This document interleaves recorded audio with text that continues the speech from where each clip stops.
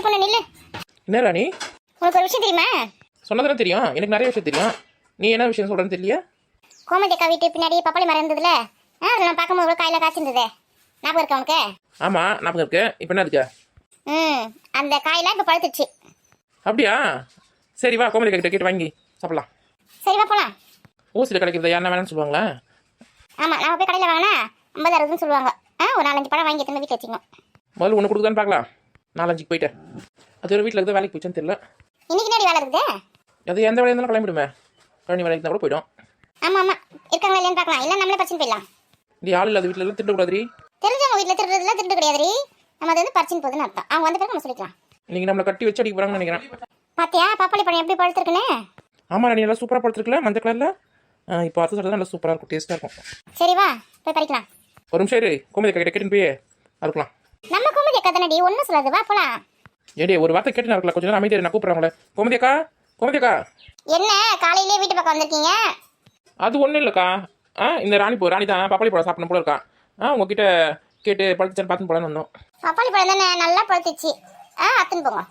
பரவாயில்லையே, பப்பாளி பழம்லாம் சாப்பிடுவீங்க நீங்க? ஓசியில் கட்சா எல்லாமே சாப்பிடுவோம். இந்த பப்பாளி பழத்தில் எவ்வளோ சத்து இருக்குது தெரியுமா? நம்ம ஓசியில் கிடைக்குது அப்படி சொல்லிட்டு சீப்பாக நினைக்கிறோம். அது அவ்வளோ சத்து இருக்குது. இந்த பப்பாளி பழம் சாப்பிட்றதுனால நம்மளுக்கு கண் பார்வை பிரச்சனை, இந்த சின்ன சின்ன குழந்தைலாம் கண்ணாடி போட்டுன்னு இருக்குங்க பற்றியா, அந்த பிரச்சனைலாம் சரியாயிடும். அப்படியா? இது எனக்கு தெரியாதே. அப்புறம் வந்து இது வந்து பெண் குழந்தைகளுக்குலாம் ரொம்ப ரொம்ப நல்லது. இந்த வயசுக்கு வந்த குழந்தைங்களுக்குலாம் வந்து மாதவிடாய் பிரச்சனைலாம் இருக்குது பற்றியா, இந்த மாதம் கரெக்டாக வராது, அந்த மாதிரி பிரச்சனை இருக்குது பற்றியா, அதெல்லாம் வந்து இந்த பப்பாளி பழம் சாப்பிட்றதுனால சரியாயிடும். ஓ அப்படியா? அப்புறம் வந்து இதில் வந்து இந்த சின்ன பை கட்டிகள்லாம் வராமல் இது தடுக்குது. அப்புறம் கேன்சர் செல் இருக்குது பற்றியா, அது வந்து அந்த செல்லையும் அழிக்கக்கூடிய சக்தி இதுக்கு இருக்குது. இந்த உருவாமையும் தடுக்கும், இந்த கேன்சர் செல் உற்பத்தியும் தடுக்கும் இந்த பப்பாளி பழம். பற்றியா இதில் இவ்வளோ விஷயம் இருக்கா?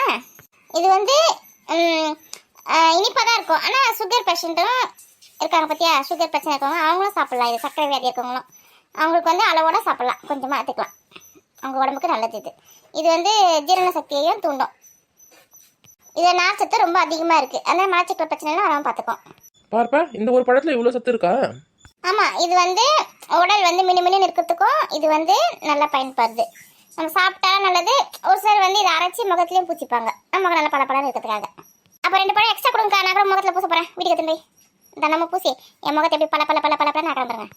எதுவுமே அளவோட சாப்பிட்டா நல்லது. அளவுக்கு மீறினா அமுதமும் நஞ்சு.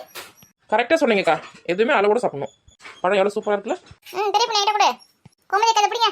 ராணிடா கொடு. போதுமா? இன்னும் 2 அரை பெரிய பண்ண. முதல்ல இதை சாப்பிட்டு வந்து நாளைக்கு வந்து எடுத்துக்கலாம். மற்ற இன்னைக்கு மொட்டை அடிச்சு போத்தா இல்லை. கோமதி அக்கா சும்மா வேங்கன்னா கும்பல் கலா பத்தியா அடி. இன்னும் 2 அரடி. ஏண்டி இன்னும் 2 பழம் அரடி. போதுவா, நாளைக்கு எடுத்துக்கலாம். போதுமாம்மா உங்களுக்கு? போதும்.